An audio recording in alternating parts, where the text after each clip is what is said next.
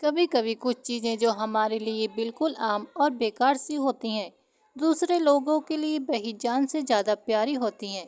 ऐसी ही एक चीज़ का पता मुझे उस समय हुआ जब मैं खुद सऊदी अरब गई थी और अरबी औरतों को खुद ये काम करते अपनी आंखों से देखा तो मेरे होश उड़ गए।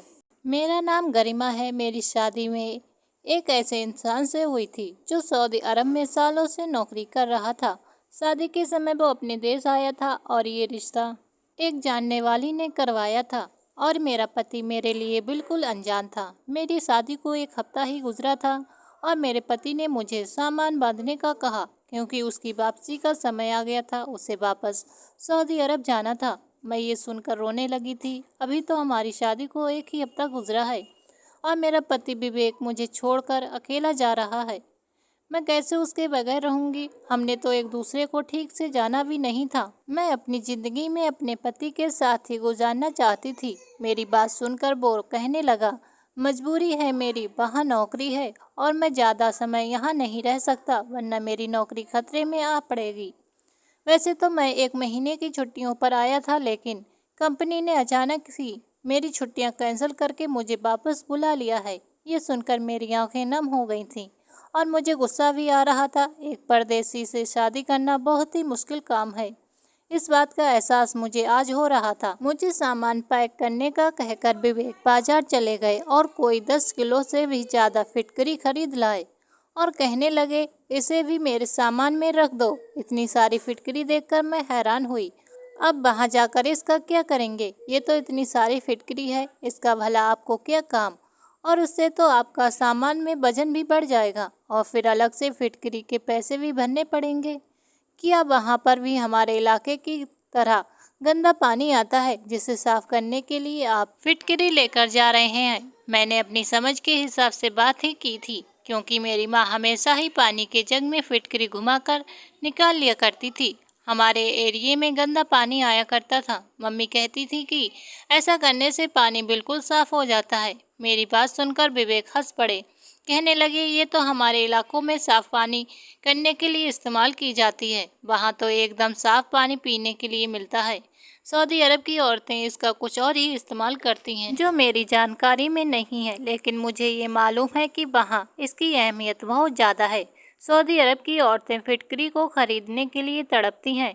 लगभग हर सऊदी औरत के घर में मौजूद होती है। मैं जब भी जाता हूँ वापसी पर फिटकरी जरूर लेकर जाता हूँ। विवेक की बात सुनकर मैं हैरान हो गई थी। यहाँ तो हर दुकान पर ही फिटकरी मौजूद होती है, लेकिन इस समय मेरी समस्या फिटकरी नहीं थी बल्कि विवेक की जुदाई थी। मैंने उनके सामान में फिटकरी रख दी। मैंने रोते हुए विवेक से कहा, इतनी जल्दी हो सके मुझे भी अपने पास बुला लेना। मेरे आंसू रुकने का नाम ही नहीं ले रहे थे। अभी तो हम दोनों ने अपनी खूबसूरत जिंदगी की शुरुआत करनी थी और इतनी जल्दी जुदाई का समय भी आ गया था। पति के बगैर ससुराल में रहने का सोचकर मुझे अंदर से घुटन महसूस हो रही थी। मुझे इस तरह रोता देखकर विवेक कहने लगे, तुम ज़्यादा परेशान न हो, वहाँ जाकर मैं तुम्हें बुलवाने का इंतजाम कर लूँगा।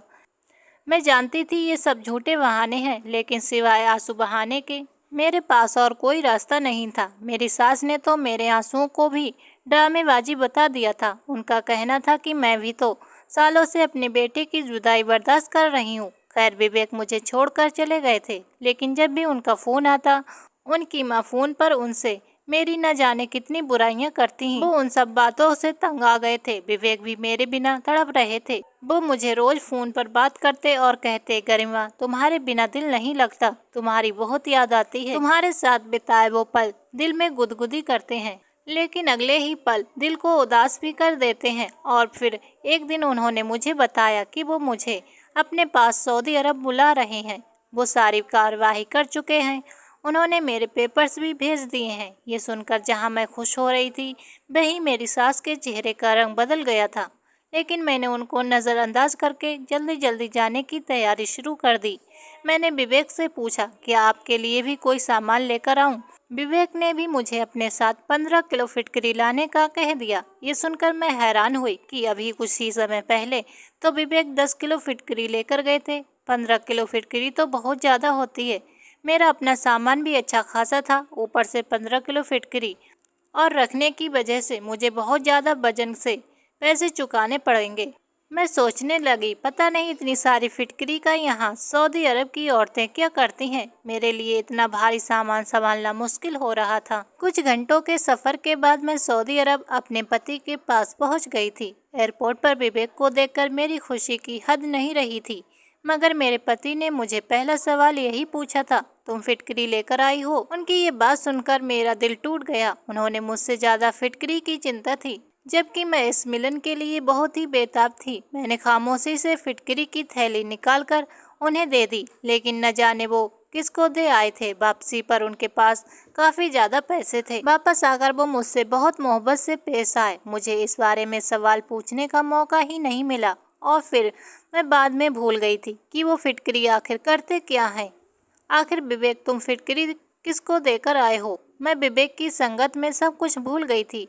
सच कहूँ तो मुझे विश्वास ही नहीं आ रहा था कि विवेक ने मुझे अपने पास बुला लिया है। 1 महीना मैंने अपने पति के साथ बहुत ही अच्छे से गुजारा था, लेकिन 1 महीने के बाद ही मेरे पति कहने लगे कि अब तुम्हें यहाँ रखना मेरे लिए मुमकिन नहीं है। बेहतर यही होगा कि तुम वापस लौट जाओ। विवेक की बात सुनकर मेरे सर पर आसमान गिर पड़ा। मैंने कहा, ये आप कैसी बातें कर रहे हैं? आपके बगैर वहाँ मेरी जिंदगी कैसी होगी? मैं तो अपने सब और रिश्तेदारों को कह आई हूँ कि अब मैं हमेशा आपके साथ रहूँगी।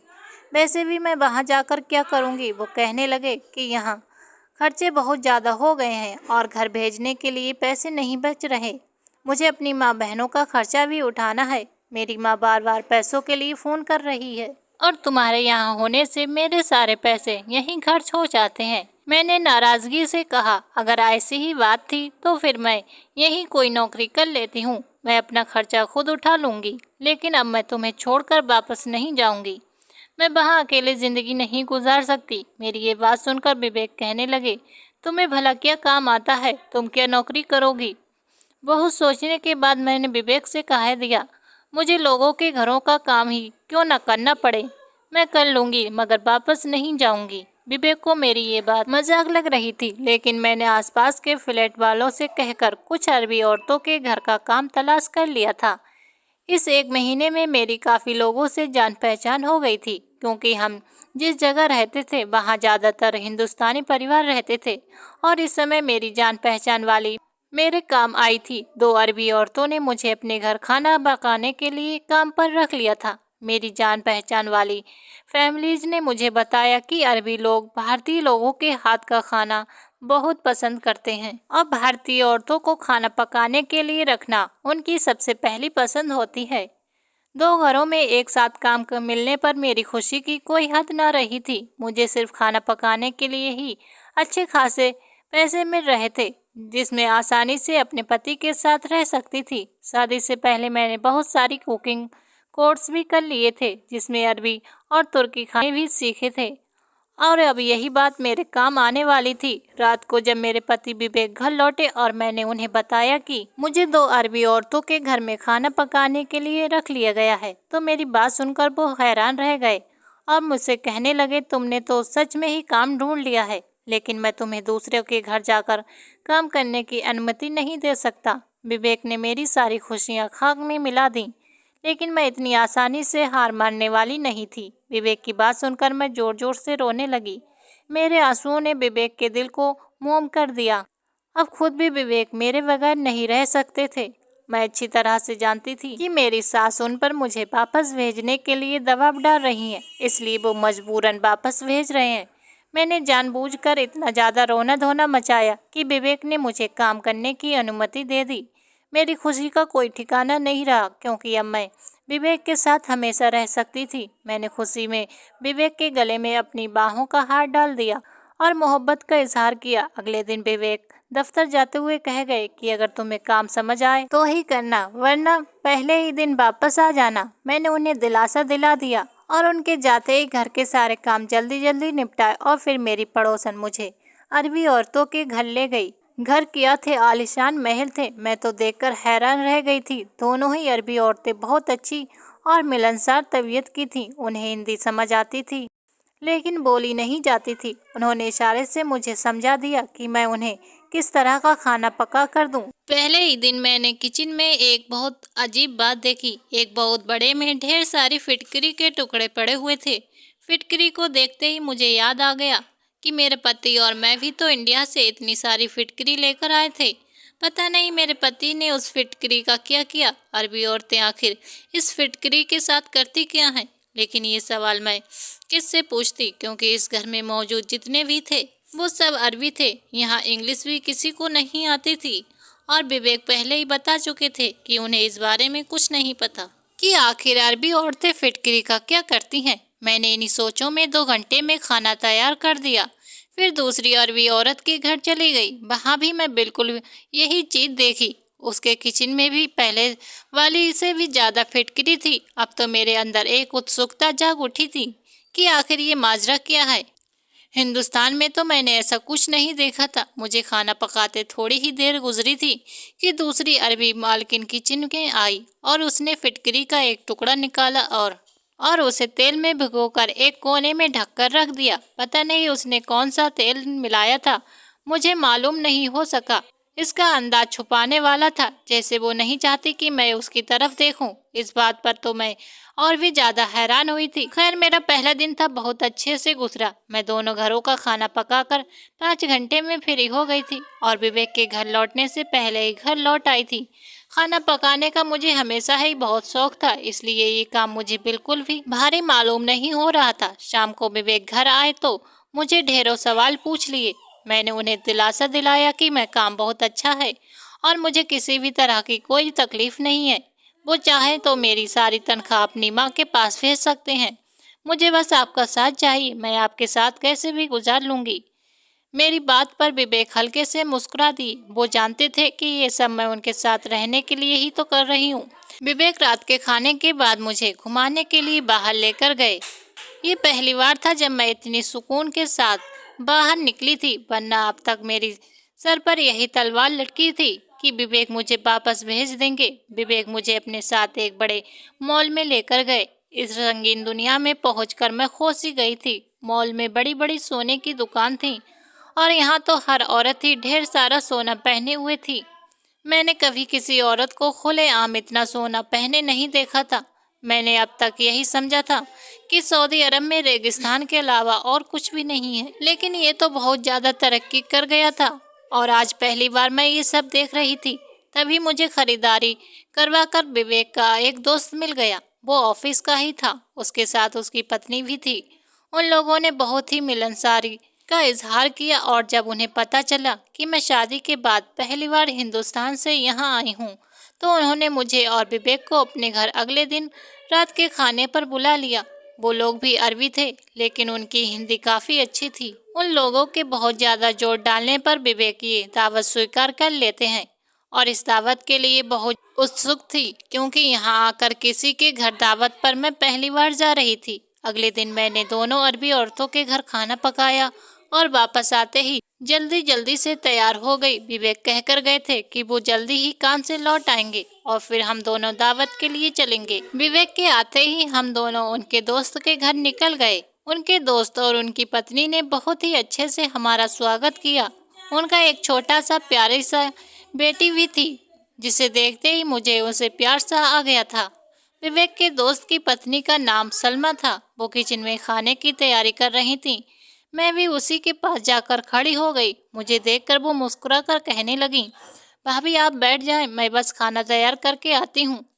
मैंने उनकी बात को नज़रअंदाज करते हुए कहा कि मैं आपकी मदद करवा देती हूँ और फिर मैंने उनकी मदद करवाना शुरू कर दी। लेकिन इस समय मेरी नज़र एक कोने में रखी हुई फिटकरी की थैली पर पड़ गई। एक बार फिर मेरे दिल में ये सवाल उठा कि आखिर ये अरबी औरतें इसका करती क्या हैं। मैंने सोचा कि मैं भी इस फिटकरी का राज सलमा से पूछ लेती हूँ, मगर सलमा से पूछने में थोड़ी सी झिझक महसूस हो रही थी, क्योंकि मेरी अरबी मालकिन ने छुपाने के अंदाज से फिटकरी को तेल में डालकर रखा था। पता नहीं इसके पीछे कौन सी बात हो सकती है। सलमा का ध्यान खाना पकाने की तरफ था। अब मुझसे रहा नहीं गया तो मैंने उससे पूछ ही लिया कि ये फिटकरी यहाँ क्या और क्यों रखी है, और इतनी सारी फिटकरी का आप क्या करेंगी। मेरी बात सुनकर सलमा के चेहरे का रंग बदल गया और उसने जल्दी से फिटकरी की थैली उठाकर कैबिनेट में रख दी। उसका अंदाज बहुत ही अजीब था। मेरी बात का जवाब देने के बजाय वो खाना बनाने लगी तो मैं भी खामोश हो गई, क्योंकि दोबारा पूछना अब मुझे अच्छा नहीं लग रहा था। सलमा ने बहुत ही मज़ेदार खाना बनाया था। दावत बहुत ही अच्छी रही। हम उन लोगों से अनुमति लेकर वापस घर लौट आए थे, लेकिन सारा रास्ता मेरे दिमाग में फिटकरी ही चलती रही थी। विवेक ने मेरा गुमसुम सा अंदाज देखा तो पूछने लगे, तुम्हें क्या हुआ है? मैंने विवेक को सारी बात बता दी कि किस तरह मैंने अरबी मालकिनों के घर पर फिटकरी के बड़े बड़े डिब्बे देखे थे और आज सलमा के किचन में भी बहुत सारी फिटकरी मौजूद थी।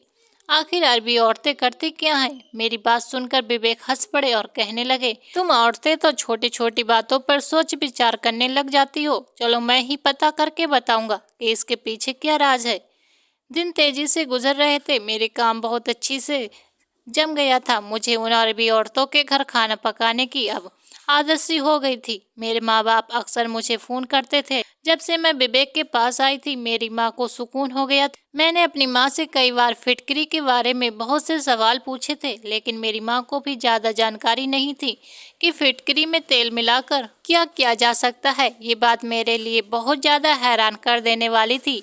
मैं सऊदी अरब जाकर पूरी तरह सेट हो गई थी। अब मुझे हिंदुस्तान वापसी की कोई चिंता नहीं रही थी। मेरा काम बहुत ही अच्छे से चल रहा था।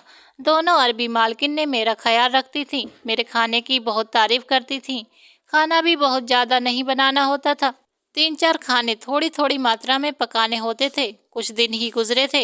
एक दिन विवेक दफ्तर से लौटे तो मेरे हाथ पकड़कर बैठ गए और कहने लगे, आज मैं तुम्हारी परेशानी खत्म किए देता हूँ और तुम्हें फिटकरी का राज बताता हूँ। लेकिन अरबी औरतें ये नहीं चाहती कि ये राज किसी को पता चले, क्योंकि फिटकरी का ये इस्तेमाल उनके पुराने जमाने से चला आ रहा है और वे इसे अपने तक ही सीमित रखना चाहती हैं। इसलिए सलमा भाभी ने भी तुम्हें इसके बारे में कुछ नहीं बताया था। विवेक की बात सुनकर मुझे और भी ज्यादा उत्सुकता होने लगी थी कि आखिर इस फिटकरी से ऐसा क्या किया जाता है जो इस कदर छुपाने वाली बात है। विवेक कहने लगे कि हर जगह की अपने रस्म व रिवाज होते हैं और इसी तरह हर जगह अलग अलग टोटके और इलाज होते हैं।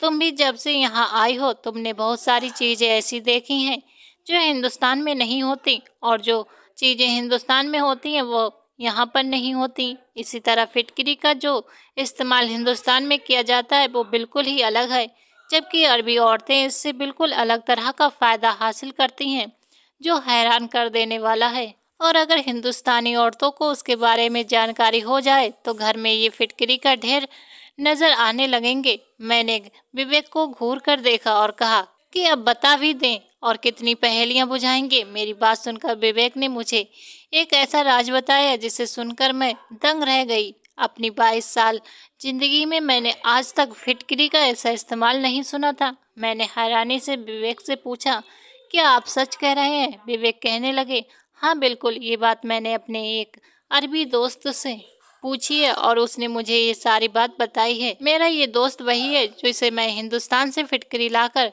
महंगे दामों में बेच देता हूँ। मेरे पति विवेक ने मुझे बताया कि अरबी औरतें पहले एक खास तरह का तेल तैयार करती हैं, जो उन्होंने अपने बुजुर्गों से तैयार करना सीखा है। नारियल के तेल में कुछ और सामान मिलाकर ये तेल तैयार किया जाता है। इस तेल को लगभग 2 महीने तक रखकर तैयार किया जाता है और फिर फिटकरी को तेल में कई दिन के लिए रख दिया जाता है। उसके बाद रोज रात को तेल वाली फिटकरी को पीसकर इस्तेमाल किया जाता है। अरबी औरतें हर रात को ये तेल अपने पेट और नाभि पर लगाते हैं और उनका मानना है कि इस तरह उनके पास बहुत ही होनहार बच्चा पैदा होगा। जो अरबी औरतें पूरी लगन से फिटकरी के पाउडर का इस्तेमाल करती हैं, उन्हें बेटे की पैदाइश होती है। ये बात मेरे लिए बहुत ही अनोखी थी और सच में विवेक ने ठीक कहा था। अगर हिंदुस्तानी औरतों को इस बारे में पता चल जाता तो सबकी सब औरतें इसी टोटके को इस्तेमाल करना सीख जाती। मगर मुझे ये समझ नहीं आया था कि अरबी औरतें इस बात को इतना छुपाती क्यों हैं। मेरी बात सुनकर विवेक कहने लगे, हर किसी के अपने तौर तरीके होते हैं और ज़्यादातर औरतें बताना भी नहीं चाहती कि वो बच्चा पैदा करने के लिए ये टोटका इस्तेमाल कर रही हैं। उन्हें लगता है किसी को बताने से उनका टोटका खराब हो जाएगा। विवेक की बात सुनकर मैं अफसोस भरे शब्दों में कहा, मेरे पास तो आप फिटकरी नहीं है और ना ही मुझे तेल बनाने का तरीका आता है। मेरी बात सुनकर विवेक हंस पड़े और कहने लगे, मुझे बस बच्चे की इच्छा है, चाहे वो बेटा हो या बेटी, मुझे कोई फर्क नहीं पड़ता। विवेक की सोच जानकर मुझे बहुत खुशी हुई थी कि दूसरे मर्दों की तरह उन्होंने बेटे की इच्छा जाहिर नहीं की थी।